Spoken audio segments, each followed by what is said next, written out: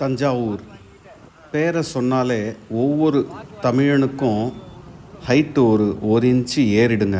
ஆமாங்க, தலை நிமிர்ந்து மார்பு விரிந்து தமிழன் அப்படின்னு ஒரு பெருமை வரும். இந்த கோயிலை கட்டியிருக்கும்போது இதுபோல் உயர்ந்த கட்டிடங்கள் பாலங்கள்லாம் இருந்திருக்காதுல்ல. இந்த கோபுரம் மட்டும் கம்பீரமாக எவ்வளோ பெருசாக பிரம்மாண்டமாக தெரிஞ்சிருக்கும். ஆனால் இன்றைக்கும் அந்த கம்பீரமும் பிரம்மாண்டமும் கொஞ்சம் கூட குறையலைங்கிறது வேறு விஷயம். இந்த கோயிலுக்கு எவ்வளோ வயசுன்னு கேட்டால் ஒரு 1000 வருஷம் இருக்கும் அப்படின்னு நம்ம சொல்லுவோம். அதுவே என் வயசு என்னன்னு கேட்டால் 47 அப்படின்னு நான் சொல்லுவேங்க. அந்த 47 இருக்க வெயிட்டு, அதாவது கணம், அந்த 1000 வருஷம் அப்படிங்கிறது நம்ம எத்தனை பேர் ஃபீல் பண்ணி சொல்லியிருப்போம் பாருங்கள். எவ்வளவு பேரை பார்த்துருக்கோம். இந்த கோயில் 2019 நவம்பர் மாதம் நடக்கிற அன்னாபிஷேகத்தை பார்க்குறதுக்கு குடும்பத்தோடு வந்திருந்தேன். எங்கள் அம்மா அப்பாவும் வந்திருந்தாங்க.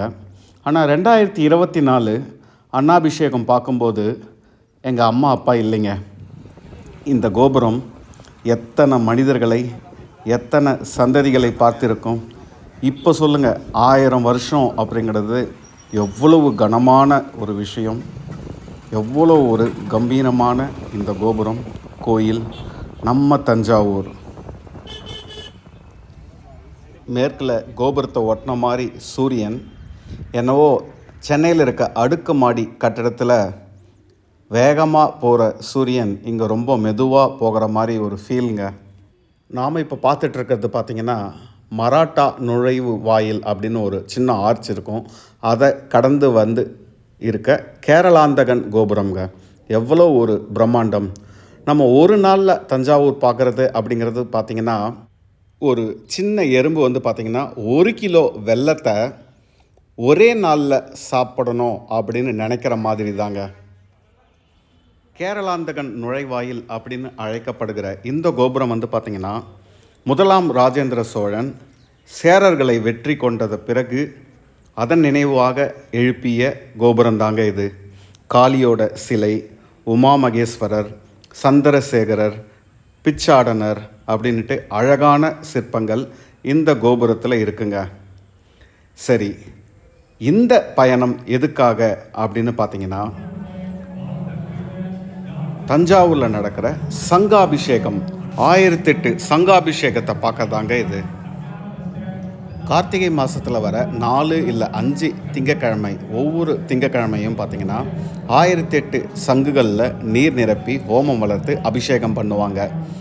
நான் வந்து பார்த்திங்கன்னா டிசம்பர் 9ஆம் தேதி, அதாவது இந்த வருஷம் 2024 வருஷம் கார்த்திகை சோமவாரம் அப்படின்னு சொல்கிற 4வது திங்கக்கிழமைக்கு தாங்க வந்திருக்கு.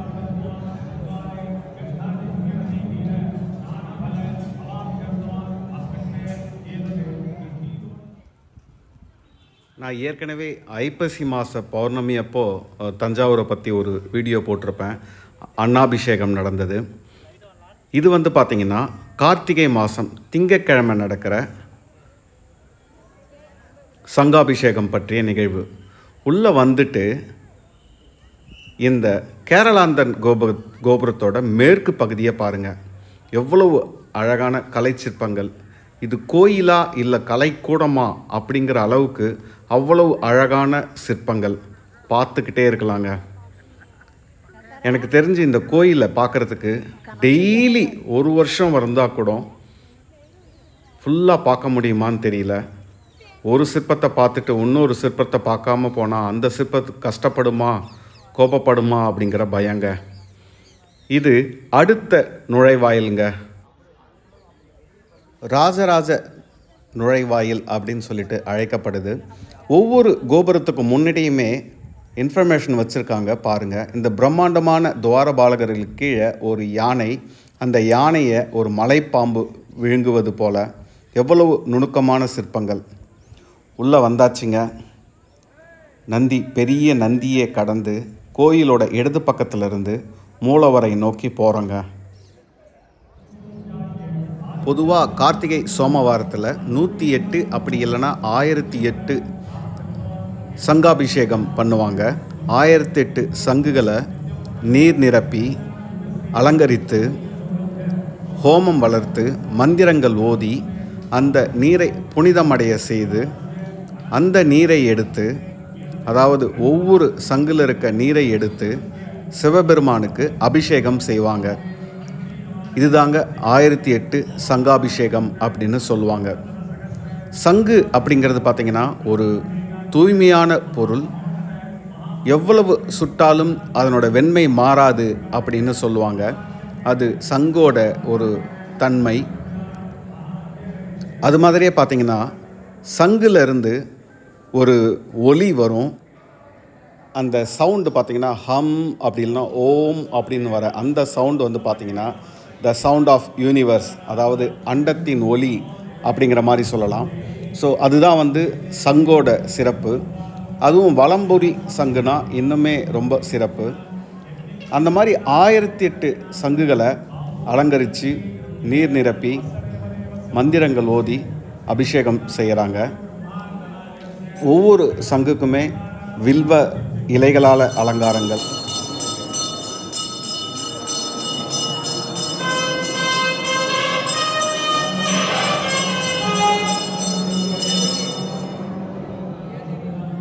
ஆயிரத்தி 8 சங்குகளை அழகாக மலர்களாலும் வில்வ இலைகளாலும் அலங்கரித்து அந்த சங்குகளை கொண்டே லிங்க வடிவத்தில் ஏற்படுத்தியிருக்காங்க.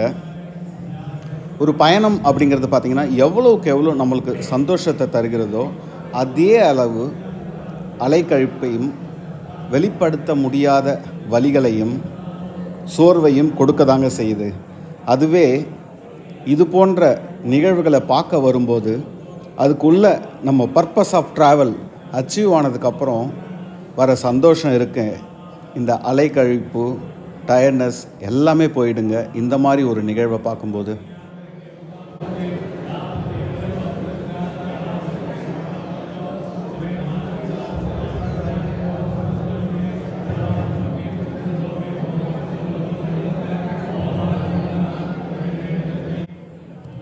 ஒவ்வொரு சங்கையுமே பார்த்திங்கன்னா நெல் பரப்பி அது மேலே சங்குகளை அடுக்கி வச்சுருந்தாங்க.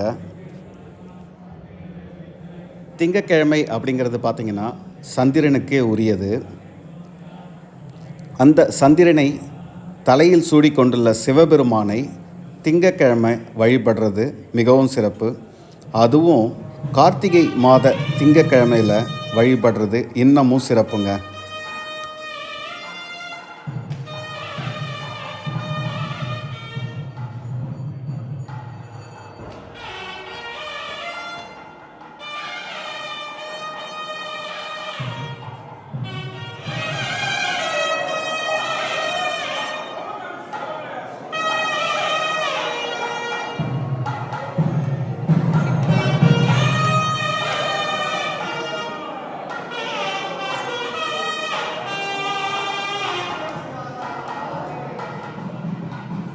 பொதுவாக இந்த பகுதியில் காணொளி, அதாவது வீடியோ எடுக்க அனுமதி இல்லைங்க. ஆனால் இங்கே சங்காபிஷேகம் நிகழ்வு நடந்துக்கிட்டு இருந்ததால் வீடியோ எடுக்க அனுமதிச்சாங்க.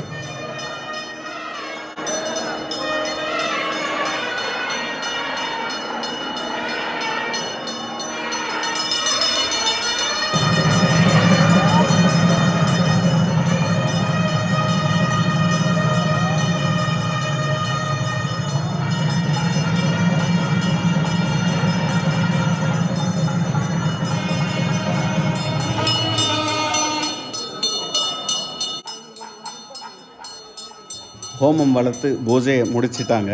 இந்த கலசங்களை தலையில் எடுத்துக்கொண்டு அந்த பிரகாரத்தை, அந்த சங்குகளை வலம் வந்த பிறகு அபிஷேகம் ஸ்டார்ட் ஆகிடுதுங்க. இந்த 1008 சங்குகளையும் ஒரு தட்டுகளில் மாற்றி அதையும் மூலவருக்கு கொண்டு போய் அர்ச்சகரிடம் சேர்த்துடுறாங்க. அர்ச்சகர் ஒவ்வொரு சங்கா எடுத்து லிங்கத்துக்கு அபிஷேகம் பண்ணுறாருங்க.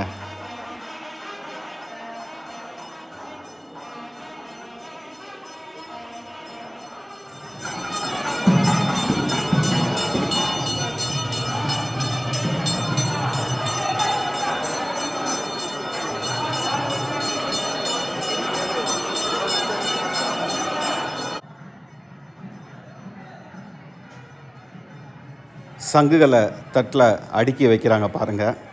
ஒவ்வொரு தட்டாக எடுத்துக்கிட்டு மூலவரோட சேர்த்துடுறாங்க. அந்த நிகழ்வு தான் இப்போ நம்ம பார்க்குறோம்.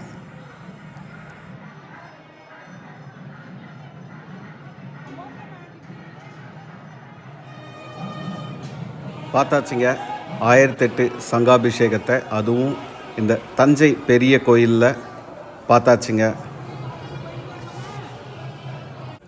இந்த பெரிய கோயிலில் சங்காபிஷேகம் பார்த்ததே பார்த்திங்கன்னா எனக்கு ஒரு அதிர்ஷ்டம். அதோடு இல்லாமல் எனக்கு இன்னும் ஒரு அதிர்ஷ்டமும் கிடைச்சதுங்க. அது என்னன்னு தெரிஞ்சுக்கிறதுக்கு முன்னாடி இந்த இரவு ஒளியில் இந்த கோயிலை ஒரு 2 நிமிஷம் சுற்றலாம் வாங்க.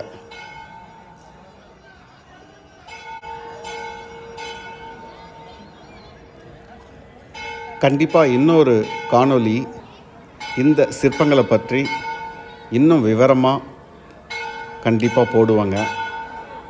நான் அதுக்கு தயாராகணும்.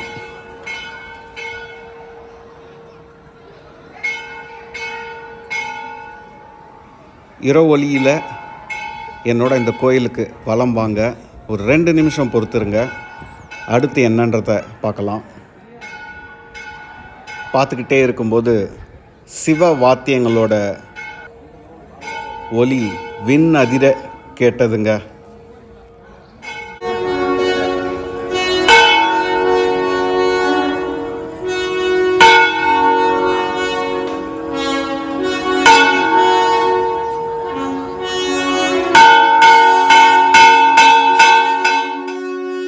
எல்லா பூஜைகளும் முடிஞ்ச பிறகு சிவபெருமான் அம்மனோட பள்ளி கொள்ளும் காட்சி தாங்க இது.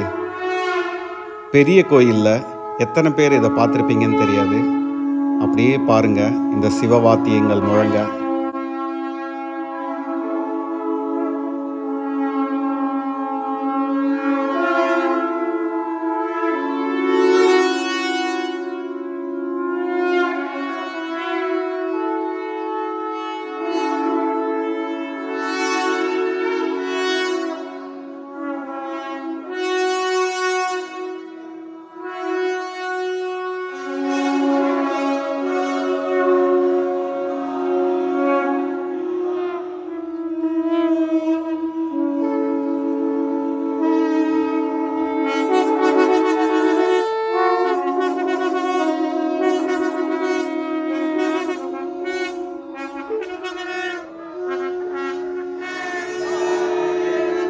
சிவபெருமான அம்மையாருக்கு அம்மன் சன்னதிக்கு பக்கத்தில் இருக்க பள்ளி அறைக்கு கொண்டு போகிறாங்க.